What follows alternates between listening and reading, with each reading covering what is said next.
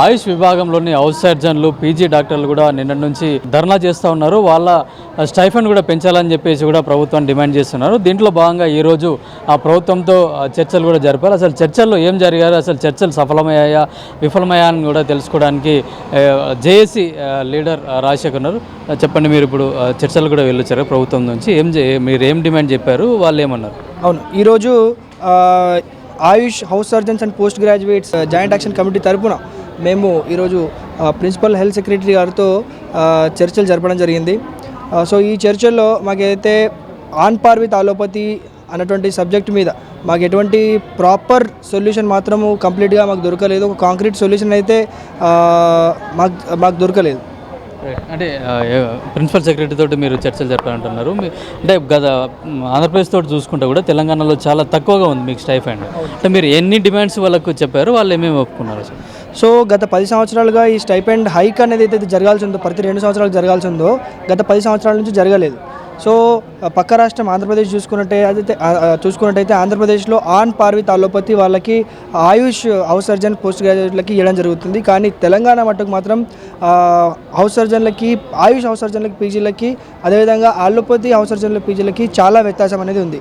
So వాళ్ళకి రెగ్యులర్గా ఈ ఇంక్రిమెంట్స్ ప్లస్ హైక్స్ అనేవి జరుగుతున్నాయి. కానీ ఆయుష్ హౌస్ సర్జన్లు అండ్ పోస్ట్ గ్రాడ్యుయేట్స్కి గత 10 సంవత్సరాల నుంచి ఎటువంటి స్టైపెండ్ పెంపు లేదు. దీనికి సంబంధించి గతంలో కొన్ని నిజం చెప్పాలంటే వందలాది వినతి పత్రాలు అందజేయడం జరిగింది, న్యాయం కోసం అభ్యర్థన చేయడం జరిగింది, రిక్వెస్ట్లు పెట్టడం జరిగింది, అధికారులను కలవడం జరిగింది.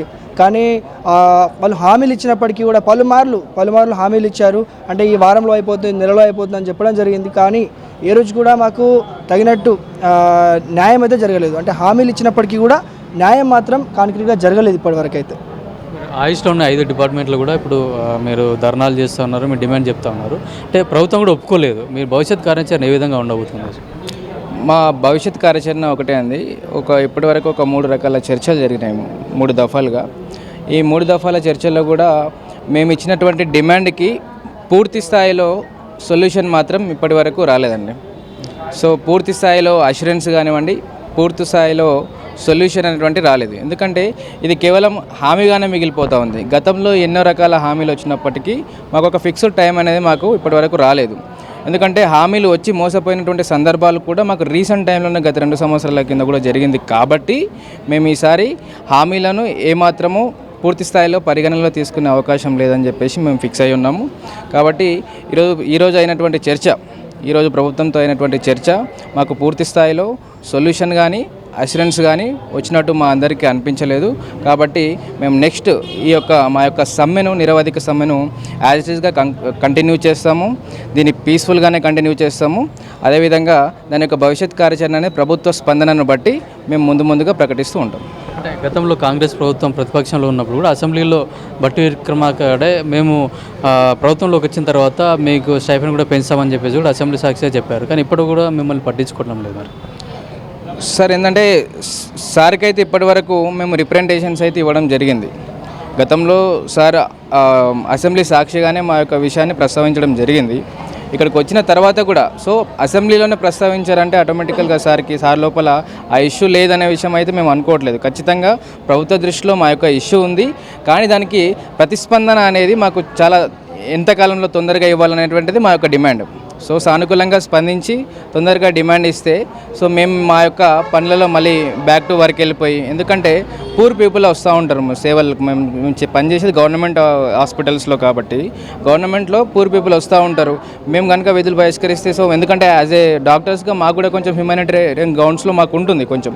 కాబట్టి మీరు తొందరగా మాకు పరిష్కారం చూపిస్తే మేము తొందరగా బ్యాక్ టు వర్క్ వెళ్ళిన తర్వాత లాస్ట్ మన యొక్క ప్రజలకే హెల్ప్ఫుల్ అవుతుందని చెప్పేసి మా యొక్క కోరిక, వినతి కూడా. అదేవిధంగా గవర్నమెంట్ కూడా సానుకూలంగా, పాజిటివ్గా, చాలా తొందరగా సత్వరమే మాకు న్యాయం చేయాలని చెప్పేసి మేము కోరుతా ఉన్నాం. మీరు ఎంత స్టైఫండ్ కావాలంటే మేము చేస్తా ఉన్నాం?